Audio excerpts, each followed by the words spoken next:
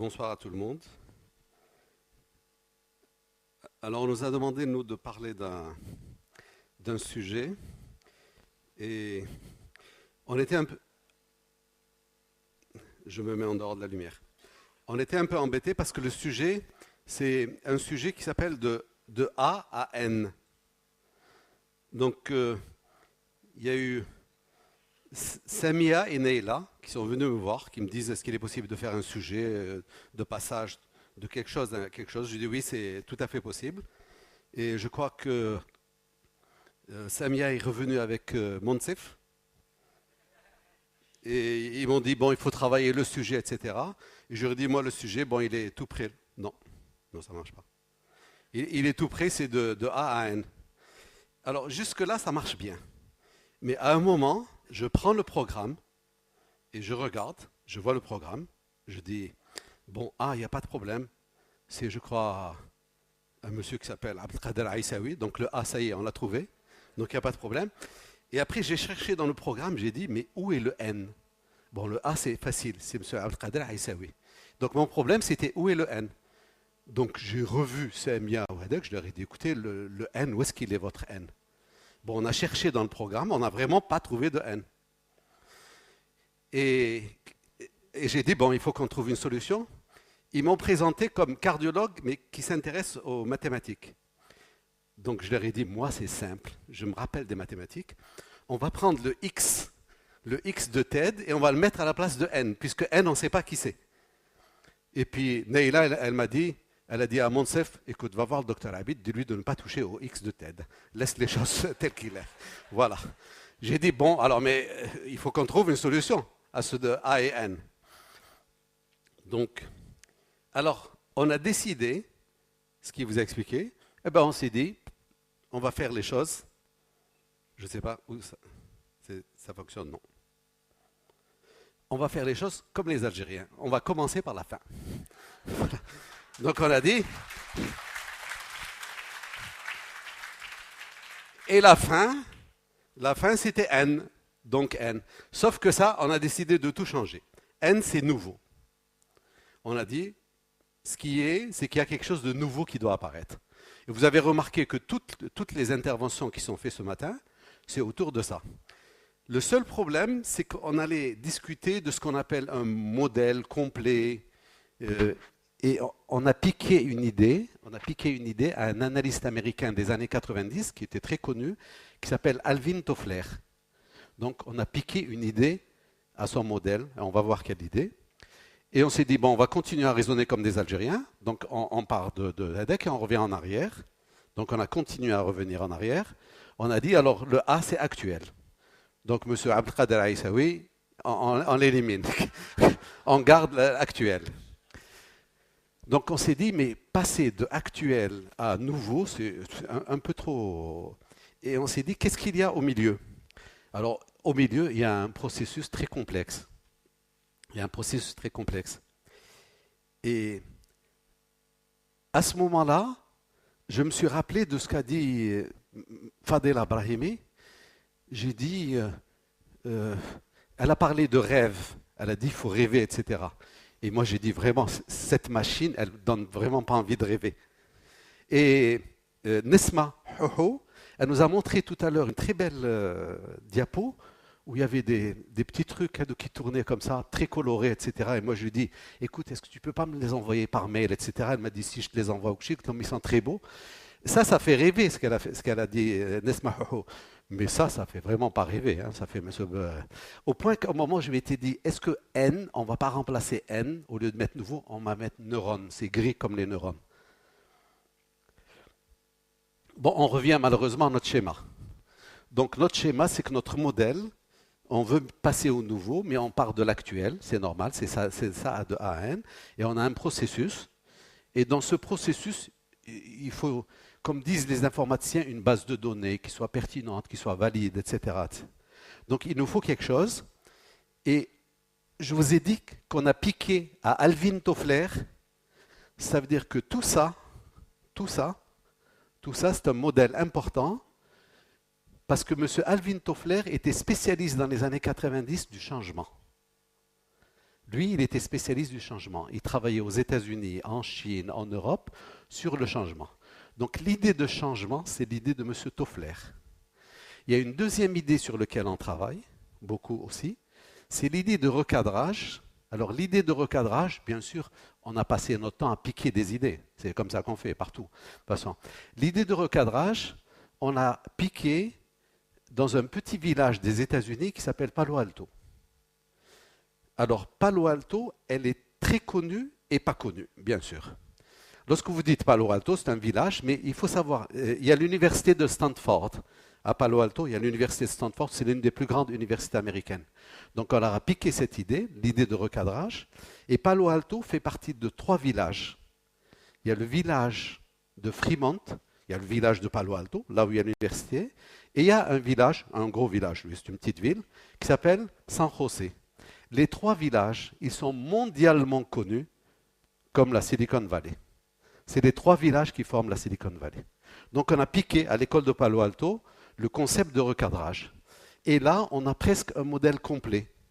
C'est-à-dire, on a un modèle complet. C'est-à-dire, M. Rezali, il disait, moi, mes parents, ils rêveraient de l'Algérie, d'une Algérie nouvelle. C'est-à-dire, ils rêveraient de Kouchi. Le seul problème, c'est que on est tous d'accord pour le rêve. Mais à un moment, la difficulté, c'est de passer du rêve à la réalité. C'est comment passer du rêve à la réalité. Et là, malheureusement, on a besoin d'une boîte qui s'appelle le cerveau, là, je ne sais pas quoi. On a besoin d'une boîte noire où il y a un tas de trucs à l'intérieur. Je suis cardiologue, hein, mais on me fait parler comme un neurologue. Mais ce n'est pas un problème. Donc, il y a une boîte noire qui tourne. Et nous, elle est tellement compliquée, cette boîte noire, que nous, on ne va pas travailler sur toute la boîte noire. Ce n'est pas possible. Nous, on va travailler sur quelque chose de particulier, on va travailler sur ça seulement, uniquement sur ça. On va essayer de voir quelle est la machine qui tourne, comment elle tourne. Alors par exemple, lorsqu'on veut appliquer notre système, on dit est-ce qu'on est capable, nous, anciens pays agricoles, de passer à un pays industriel. Alors je vais essayer de faire le parallèle entre l'Algérie et la Corée du Sud. Pourquoi l'Algérie et la Corée du Sud ? Parce qu'après la Deuxième Guerre mondiale, en 1946, l'Algérie avait une agriculture qui était 10 fois plus puissante que celle de la Corée du Sud. Les 2 pays étaient agricoles. D'accord ?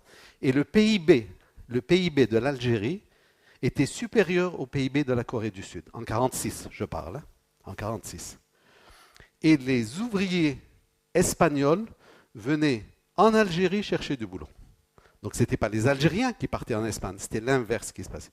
Maintenant, comment se fait-il qu'avec toutes ces potentialités, je ne sais pas si vous avez vu l'histoire de M. Khelifati, je ne sais pas où est-ce qu'il est, M. Khelifati, il est parti, il vous raconte une histoire, tu dis, c'est pas possible, les Algériens, ils sont d'une ténacité inimaginable, c'est inimaginable ce qu'ils font. Donc, lorsqu'on écoute l'histoire de M. Khelifati, on dit, l'Algérien, il est capable de tout. Vraiment, il est capable de tout. Donc, est-ce que nous, Algériens, en 1946, on était comme ça. Et la Corée était comme ça. Sauf que la différence, la Corée, elle est devenue comme ça, et nous, on n'est pas tout à fait devenus comme ça. Il y a eu une tentative dans les années 70, mais on n'est pas devenus comme ça. Alors, ce qui nous intéresse maintenant, si vous voulez, Hakim, je ne sais pas où est-ce qu'il est Hakim, parce que ça, c'est des choses un peu compliquées, un peu grises, c'est des neurones, kulchi. Mais je m'étais posé la question, si même pour la musique, on avait besoin de neurones. Non, bien sûr que oui. Donc Hakim, il dit, bien sûr que oui. Deuxième question, on la posera à la fin. C'est très difficile avec une communication comme ça de faire le tarab avec l'assistance. Je ne sais pas, on verra à la fin s'il y a eu le tarab. Donc c'est vraiment compliqué. Surtout, intervenir après Hakim, oh là là, c'est une catastrophe. Il ne faut jamais intervenir après lui. Bon, mais n'empêche que nous, les Algériens, on est obligés de digérer cette roue. Hein. C'est-à-dire ce processus, il comporte des acteurs. Ils ont oublié le S, mais vous le rajoutez. C'est des acteurs avec S. Il y a des facteurs de développement. Ça s'appelle des facteurs de développement. Il y a à peu près une centaine de facteurs de développement. Il y a des déterminants. Il y a des choses déterminantes. S'il n'y a pas d'autoroute, s'il n'y a pas de fric, s'il n'y a pas des ingénieurs, s'il n'y a pas des cadres couchés. Il y a des présupposés. Je reviens à la Corée. Qu'est-ce que c'est que les présupposés? Les présupposés, c'est ce qui est dans notre enfance, c'est-à-dire on a grandi avec ça. Monsieur Ghazali, il a dit, dommage, moi je suis né en France. Mes parents sont allés là. C'est comme une nostalgie de ne pas être né ici, de ne pas avoir fait des études, les etc. Bon, mais qui m'égolo, on ne choisit pas sa vie. Hein. Qu'est-ce que c'est que les présupposés dans notre cas? On présuppose que la culture sud-coréenne, que la civilisation asiatique, que les religions asiatiques ne sont peut-être pas dans les mêmes présupposés que la culture d'un Méditerranéen, que la culture d'un arabo-musulman, etc. Il est possible que des présupposés aient joué dans ces facteurs. Donc il est possible que ça ait joué dans ces facteurs. Mais nous, dans tous ces facteurs, on va insister sur un point. On va insister sur notre acteur. C'est-à-dire, la roue, elle est trop compliquée. On ne va pas prendre la roue au complet. On va prendre que l'acteur. C'est un acteur italien, hein? Voilà. Alors, ces acteurs, il y a deux types d'acteurs. Il y a des acteurs institutionnels, une structure, une entreprise, une institution, un système, une société, une civilisation.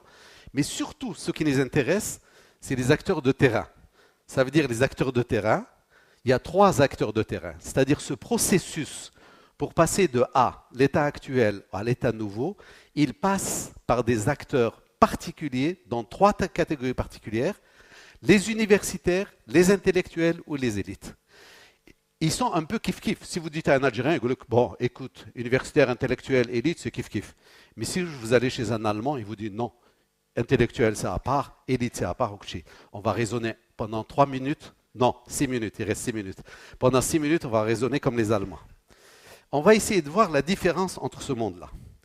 Alors, un universitaire, qu'est-ce qu'on peut bien demander à un universitaire? Donc, qu'est-ce qu'on peut bien demander au club éthique ici? C'est d'avoir les mentions bien, mentions très bien, et d'être hyper compétent. Donc, un universitaire, ce qu'on va lui demander, c'est la compétence. Un intellectuel, ce qu'on va lui demander, c'est de réfléchir dans son domaine. Supposons que c'est un architecte. Un bon architecte, il fait des plans et il va voir le match, PSG ou la l'OM, etc. L'intellectuel, il va rentrer, il va consulter, il va lire, il va écrire, il va préparer la formation, etc. Donc la demande à un intellectuel est différente. Quelle est la demande à une élite? L'élite, on lui demande la vision, c'est-à-dire dis-nous dans quelle direction il faut aller. Voilà. Alors, si on décline, ça c'est le fondement. Un universitaire, c'est de la compétence. Un intellectuel, c'est avant tout de la réflexion. Bien sûr, il est compétent, tandis que l'élite, c'est une vision. Il faut qu'il nous donne dans quelle direction il faut qu'on aille. Et bien sûr, l'universitaire, il est sur un projet personnel. L'intellectuel, il est sur un projet d'équipe. L'élite, c'est un projet de société. Si on continue, l'universitaire, il est en monodiscipline, c'est-à-dire qu'il ne faut pas lui demander trop de... Dans sa discipline, c'est déjà beaucoup. Par contre, l'intellectuel, il est multi- et transdisciplinaire. Et l'élite, il a une approche complexe. Lui, il vous dit, allez dans ce chemin. Si vous lui dites pourquoi, il vous dit, allez vous faire voir ailleurs. Je vous ai dit, voilà le chemin, vous prenez ou vous laissez. Et dans tout ça, l'universitaire, c'est souvent un besogneux, donc il travaille bien avec couché. L'intellectuel, il est imaginatif, et l'élite, il est créatif. C'est-à-dire, il vous propose des solutions qui n'existent pas avant. Par exemple, TEDx, c'est créatif. C'est la première fois qu'on fait un TEDx en Algérie. Voilà. Quel est le hic dans tout ça? C'est que si vous allez chez des Algériens, ils vous disent des universitaires, il y en a plein, Babzouar, Bouzaria, Ben Aknoun. Ce n'est pas les universitaires qui manquent, Blida, Waharan, Annaba, Taman Rasset, partout. Partout, vous avez des universitaires. C'est 99%. Mais si on vous demande, les intellectuels comme il y en a, qui réfléchissent un peu, alors d'après TEDx, Neila, Semia, ils m'ont dit, il y a 119 dans cette salle. C'est ça, je crois. Il y a 119 intellectuels dans cette salle. Je crois que le chiffre, il est bon. Et l'élite, il y a 0,01%. J'ai fait l'année dernière une conférence à Beyrouth sur le monde arabe et les élites arabes. J'ai dit, en Algérie, lorsque j'ai fait la conférence en Algérie, on m'a dit c'est les élites qui manquent le plus, les intellectuels, tout ça. Au Liban, ils m'ont dit la même chose. Ils m'ont dit, on a des universitaires, on a des intellectuels, il nous manque les élites. Ceux qui nous donnent une vision, c'est-à-dire où on doit aller, dans quelle direction on doit aller. Donc vous voyez, malheureusement, les élites, ce dont on a besoin, c'est ce qui manque le plus. Alors, qu'est-ce qu'on peut demander à des élites algériennes? Bon, on va commencer par l'éthique, Ouatsmar, Alger, Tataté. Qu'est-ce qu'on peut leur demander? On va leur demander une chose fondamentale. Ce qu'on demande fondamentalement à une élite, c'est la vision du process complet. Ça veut dire qu'ils doivent nous dire le chemin, quel est le chemin qu'il faut prendre. Un exemple pour l'Algérie. Est-ce qu'il faut prendre le chemin industrialisant? Est-ce qu'il faut prendre un chemin agricole? Est-ce qu'il faut prendre un chemin touristique? Est-ce qu'il faut prendre un chemin high-tech? On ne sait pas. En 1946, dans la Corée du Sud, pays agricole, il y a eu l'élite de la Corée du Sud qui a dit qu'il faut aller vers le high-tech. C'est une vision complexe, parce qu'une vision simple, si je suis un pays agricole, je fais de l'agriculture, c'est tout bête. Mais aller dire à des gens, je suis un pays agricole, mais je fais de la high-tech. En 1946, ce n'était pas évident. Et une des questions que j'ai posées à Neila, Samia, Tarek, Monsif, Kouchi, je leur ai dit, il y a combien de personnes ici, à l'ESIT, qui en 1946 pensaient à l'informatique? Ils m'ont dit zéro, elle n'existait pas à l'école. Donc ça veut dire que les élites doivent nous dire où, quel est le chemin qu'on doit prendre. La question est posée, hein. Elle n'est pas posée uniquement aux élites algériennes, aux élites marocaines, tunisiennes, mauritaniennes, partout. Quel chemin on doit prendre? Même les élites européennes se disent quel chemin on va prendre maintenant qu'il y a la Chine. Voilà. Et la deuxième chose que doivent nous dire les élites, et c'est important, est-ce que c'est le moment, à quel moment il faut faire la chose? Est-ce que c'est le moment? Est-ce que si on tarde de 10 ans ou là de 20 ans, ce sera trop tard? Ou là, comme on a fait il y a 20 ans, c'était trop tôt. Voilà. Donc lorsqu'on voit tout ça, la problématique est posée. Vous avez remarqué que je n'ai donné aucune réponse, hein, bien sûr. J'ai posé des questions, comme les gens sérieux, je pose des questions. Pourquoi? Parce que les réponses, Hakim, les réponses, c'est quelqu'un qui les donne ou la tarab qui les donne? C'est la salle qui donne les réponses, c'est jamais le quelqu'un. Je crois que c'est terminé.